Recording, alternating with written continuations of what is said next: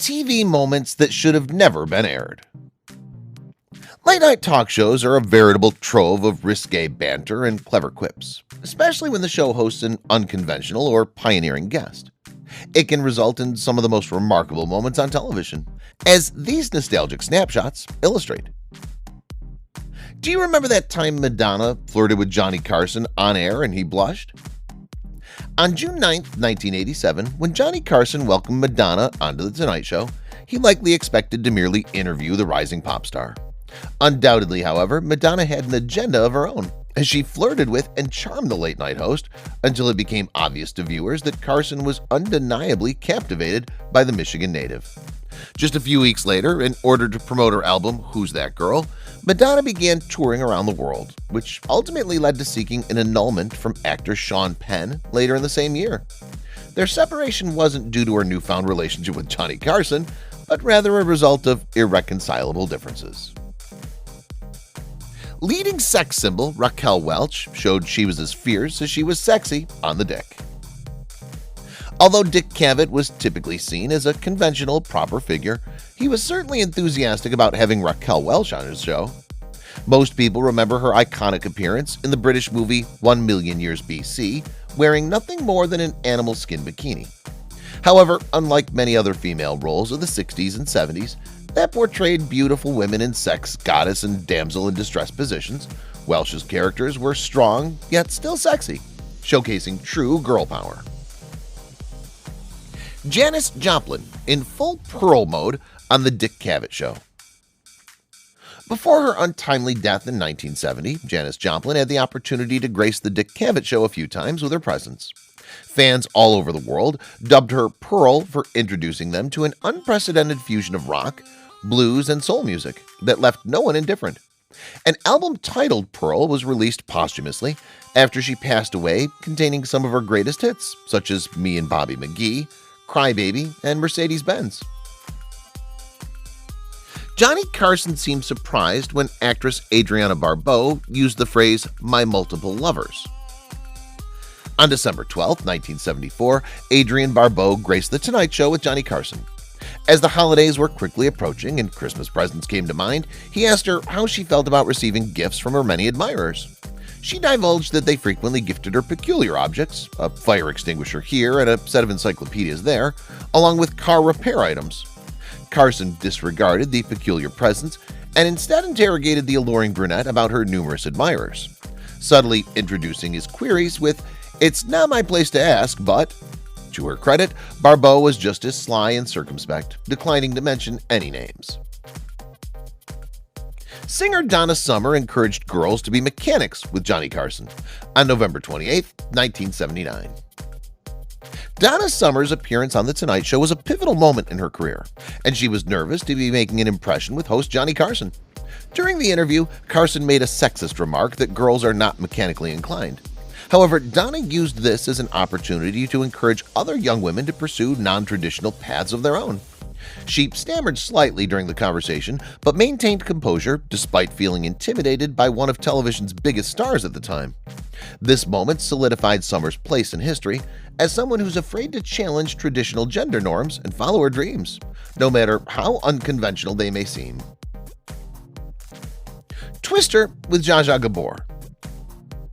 On the May 3, 1966 episode of The Tonight Show with Johnny Carson, he and his guest, Zsa Zsa Gabor, devoted a segment to board games, a move that incredibly saved Milton Bradley's Twister game. Released earlier in the year but struggling with low sale numbers, initially when people saw Carson and Gabor playfully interacting while playing Twister on television, they became intrigued and eager to try it themselves. This sudden interest skyrocketed Twister sales. More than 3 million units were sold shortly after this episode aired. Today, this classic game is recognized as part of American pop culture history. Doris Day joined Johnny Carson in 1974 to talk about her TV sitcom. Doris Day's lasting legacy will always be that she introduced and established the bedroom comedy movie genre, acting alongside some of Hollywood's greatest leading men such as David Niven, Cary Grant, Rock Hudson, James Garner, Clark Gable, and Rod Taylor. Her fame only increased when The Doris Day Show aired from 1968 to 1973 on television. But even before making it big in movies and TV shows, Doris was already well recognized for her successful singing career with a string of hits throughout the 50s and 60s. Joan Rivers admires Elvira's cleavage on The Tonight Show. When Elvira, Mistress of the Dark, graced Joan Rivers' talk show in 1985, on Halloween night, her cleavage was top of mind for the host. Rivers discussed Elvira's breasts with admiration and innuendos, a conversation style which had been established by Johnny Carson prior to her taking over as the long-running late-night TV host. Despite being a woman herself, the topic held no boundaries for Joan. Peterson developed her career by portraying the iconic goth girl, a seductive vampire meets Morticia character that she brought to life in TV series, movies, comic books, and live performances during the 1980s. Ann-Margret tells Johnny Carson about leaving behind sex kitten roles.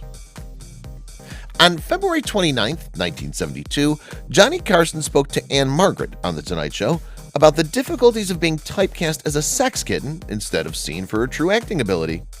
That same week, she was nominated for an Academy Award in Carnal Knowledge, which helped audiences understand the depths and range of her talent.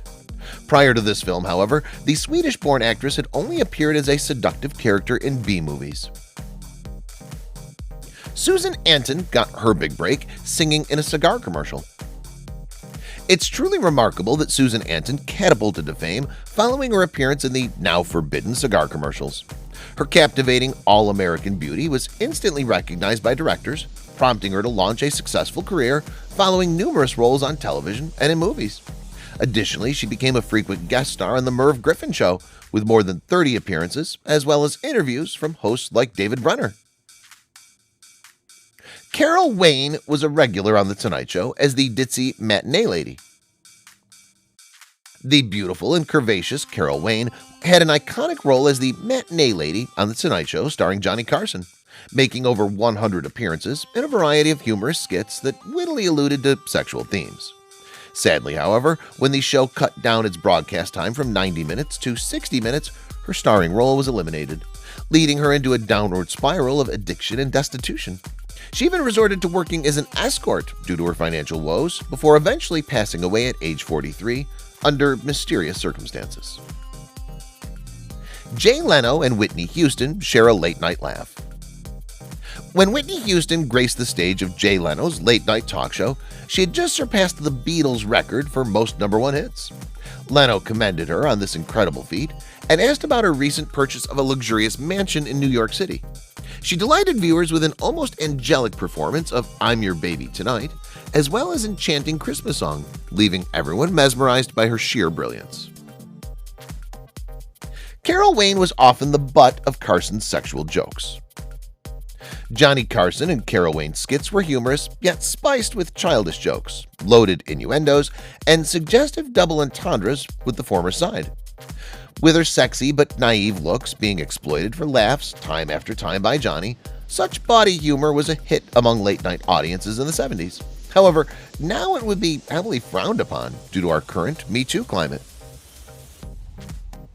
Merv Griffin even interviewed superheroes on his talk show. When Yvonne Craig appeared on The Merv Griffin Show, she did so in classic Batgirl garb. She didn't waver from the character throughout her appearance and used it to speak out against gender discrimination and support women's rights, particularly equal pay. During the 1960s and 1970s, she was a sign of female liberation, an issue that Miss Craig held close to her heart. Judy Landers confessed her former crush on Johnny Carson in 1979. When the breathy blonde actress Judy Landers visited The Tonight Show with Johnny Carson in 1979, she admitted it was a dream come true because of her adolescent crush on him. When asked when this admirer had faded away, Landers then affirmed to Carson that she could drive an 18-wheeler like her character on BJ and the Bear did. Though he seemed rather dubious of such a feat due to previous roles portraying ditzy characters, Judy proved him wrong. Raquel Welch appeared on the Dick Cavett Show, sadly without her iconic bikini. When Raquel Welch graced the Dick Cavett Show with her somewhat subdued outfit, she had no idea that it would be the photos from 1 million BC in which she donned a deer hide bikini that would solidify her status as one of the top sex symbols of the 1960s. In reality, Time magazine even dedicated an entire article to honoring this timeless photograph for its iconic status within bikini culture. Indeed, there's no doubt that Welch's snapshot from 1 million BC will remain a classic pinup for many years to come. In 1983, a young Diane Lane gave Johnny Carson all the juicy details about her 18th birthday celebration. At the tender age of 18, Diane Lane was nothing short of a wide-eyed innocent when she appeared on The Tonight Show with Johnny Carson to promote her upcoming film Rumblefish. From the get-go, it was clear that Diane felt uneasy and awkward, failing to kiss Carson yet giving another guest on set a peck on the cheek. When callously called out by Carson for this discrepancy, all she could muster up in response was an ill-conceived remark about how handsome he looked, unwittingly insulting him in one fell swoop. Carson probed the star of The Outsiders for information on how she celebrated her 18th birthday, but to his surprise, Lane confessed that she simply spent the night tidying up her laundry. Evidently, not all young celebrities lead a wild lifestyle as Carson assumed. Blonde and bubbly, Farrah Fawcett was fresh from her Charlie's Angels days when she sat in with Johnny Carson. In 1978, Farrah Fawcett made a remarkable appearance on The Tonight Show. Instead of staying within the typical boundaries that are expected from celebrities, she chose to be candid and talk about her risque photo shoots and bralessness, which was unprecedented for its time. Of course, this came at a cost. She'd neglected the moment shared with her husband, Lee Majors, who starred in his own TV series, The $6 Million Man, due to being preoccupied by Charlie's Angels. The swift action by Farrah Fawcett meant she was immediately a well-recognized name, but it came at the expense of certain sacrifices that had to be made. Blazing Saddles actress Robin Hilton looked sexy with Johnny Carson. As the year 1974 commenced, Robin Hilton graced The Tonight Show. She was a ditzy and voluptuous actress who was born in Twin Falls, Idaho, but dreamt of achieving stardom in Hollywood. Although Carson's questions were often laced with sexist innuendos and assumptions, such as associating her career to beauty pageants, Robin calmly responded that she does not believe in such contests. Being unbothered by his offensive inquiries allowed her to showcase her determination for success despite facing discrimination from those around her. Jane Kennedy broke racial and gender barriers. Breaking boundaries in the 1970s, Jane Kennedy achieved it all. As a model, actress, dancer, beauty pageant winner, and television personality, as well as sports broadcaster extraordinaire, she made history when becoming Miss Ohio, the first African-American to do so. Additionally, making her mark on gender barriers alongside racial ones, Kennedy was one of the initial women to become an NFL announcer, plus being hailed as the first female host of Greatest Sports Legends TV show. Her impressive career continued for 3 years with her Dingaling Sisters stint on The Dean Martin Show, which cemented her iconic status within entertainment. Dick Cavett and Janis Joplin struck an unlikely friendship, a groovy rocker chick and a straight-laced square.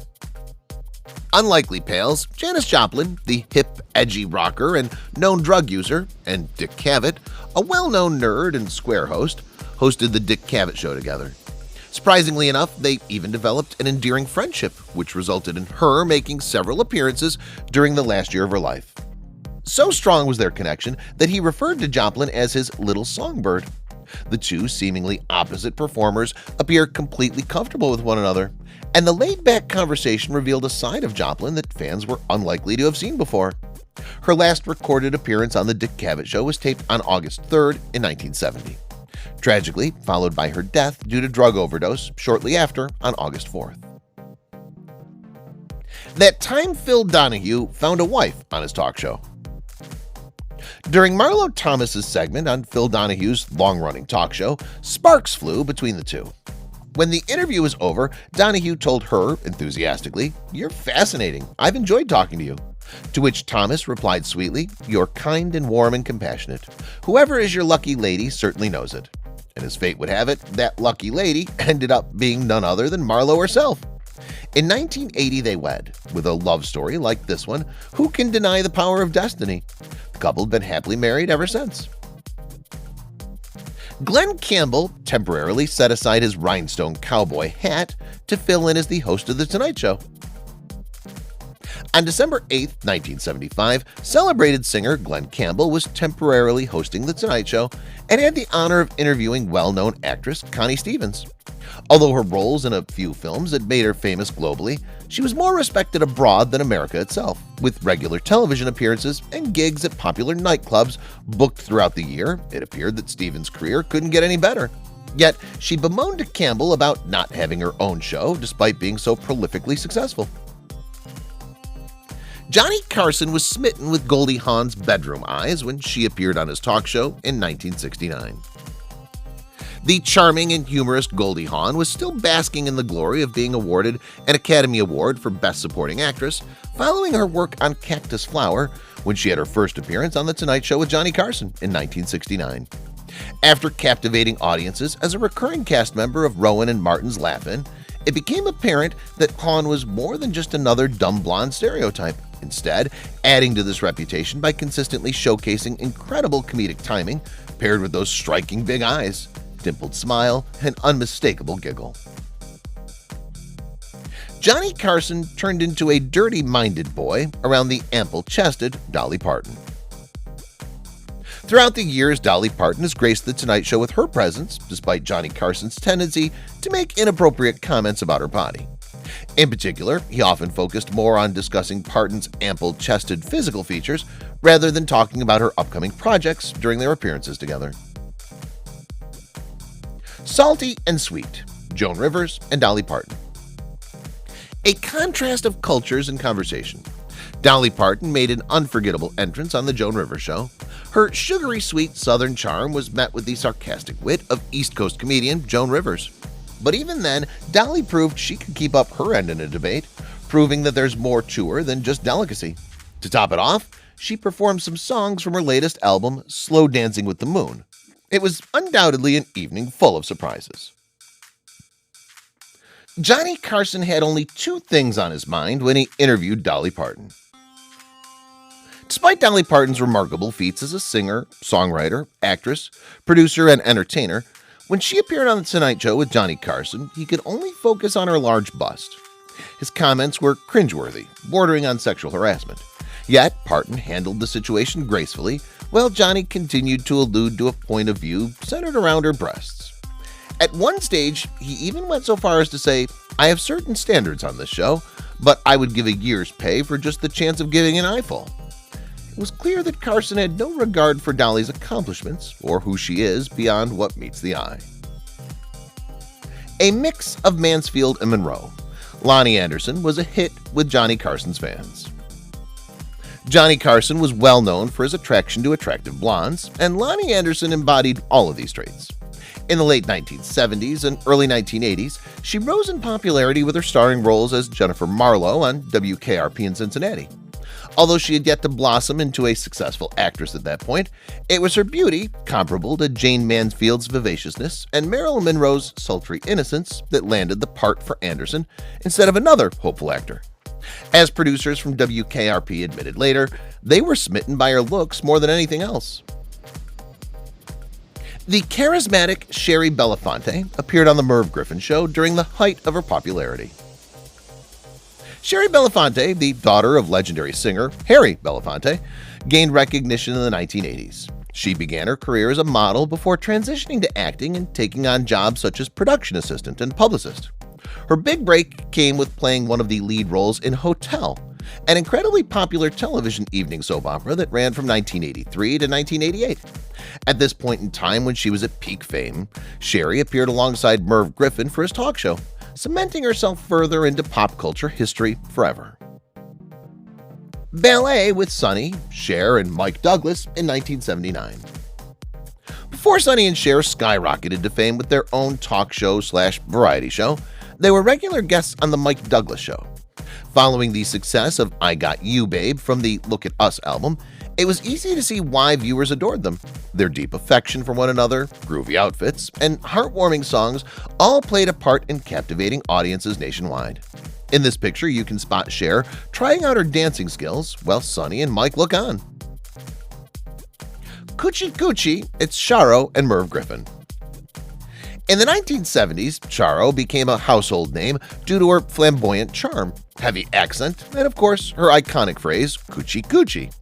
Born Maria del Rosario Mercedes Pilar Martinez Molina Baeza, she changed her name simply to one word, Charo. She made success out of being a celebrity entertainer with regular performances on variety shows such as Merv Griffith Show, plus sitcoms and talk shows. Betsy Palmer and Jackie Gleason in The Time of Your Life. The Time of Your Life, a 1958 television show with an incredible cast including Jackie Gleason and Betsy Palmer, invited new guests each episode to the specific street saloon. Here they were assessed by not only Gleason's character but also with input from other regulars in order to determine their true nature.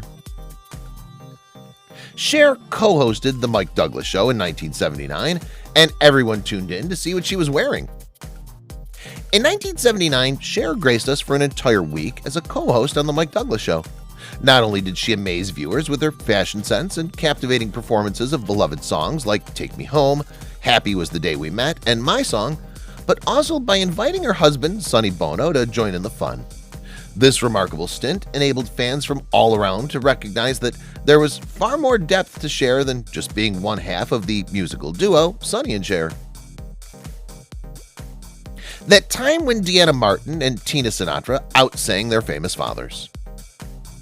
On December 21st, 1967, Deanna Martin and Tina Sinatra, both 19 years old and the daughters of Dean Martin and Frank Sinatra respectively, joined forces with their superstar fathers for a special episode of The Dean Martin Show. Together, they sang Do Re Mi from the beloved 1965 musical film The Sound of Music, starring Julie Andrews as Maria von Trapp. This delightful collaboration was an excellent choice. After all, what better way to bring together two legendary singers than by covering one of the most iconic show tunes in history? Riding a tricycle with Dean Martin was an innocent move for the sensual Joey Heatherton. In 1964, Joey Heatherton astonished fans when she appeared on The Tonight Show to instruct Johnny Carson in the art of dance. In response to the massive popularity this episode garnered, Heatherton was invited as a guest on the Dean Martin Show's opening night and quickly became a regular performer. Despite critics' condemnation of her sensual and sleazy dancing style, Heatherton remained an iconic figure throughout talk shows and variety programs during the 1960s and 70s era for her impressive moves. Dino Amore Mio, The Dean Martin Show. Dean Martin, an OG Rat Packer, was the king of cool. The undisputed king of cool exuded class and swagger alongside his comedic counterpart, Jerry Lewis. Popular for his singing prowess, as well as a member of Hollywood's iconic Rat Pack, he hosted two television variety shows, The Dean Martin Show, which ran from 1965 to 1974 with 264 episodes, and The Dean Martin Celebrity Roast. In 1964, the theme song of the show was one that would go on to become one of his biggest hits, Everybody Loves Somebody. Beautiful and exotic, Elke Sommer's hard work paid off with a long and prosperous. Boasting a career in acting that spanned 99 TV and film roles, the German-born Elke Sommers gained international recognition as an actress, model for Playboy magazine, talk show guest, and USO entertainer. During wartime Germany's Nazi occupation of Europe in World War II, her family was forced to flee, setting off a journey which eventually led them to fame through Sommer's remarkable performances. As if this wasn't enough already, she went on to become Mike Douglas's co-host when he filled in with The Mike Douglas Show.